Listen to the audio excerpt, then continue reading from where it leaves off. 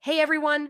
Today I'm going to show you how to fix Dola AI when your prompts aren't working. A full guide for 2026. If your prompts aren't generating results, freezing, or giving errors, these steps will help. First, make sure your internet connection is stable. Dola AI needs a fast and reliable connection to process prompts. Restart your router or switch to a wired connection if possible.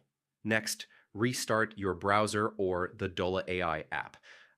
Sometimes prompts fail due to temporary glitches, and a quick restart often fixes it. Then clear your browser cache and cookies. Old or corrupted data can cause prompt errors. Go to browser settings, clear cache, reload Dola AI, and try again. Browser extensions or VPNs can interfere with prompt processing. Disable ad blockers, security add-ons, or VPNs temporarily and test your prompt again. Finally, if it still doesn't work, try a different browser or device.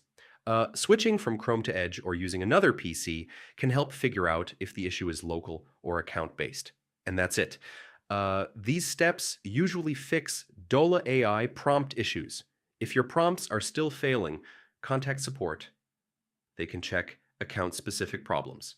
Thanks for watching.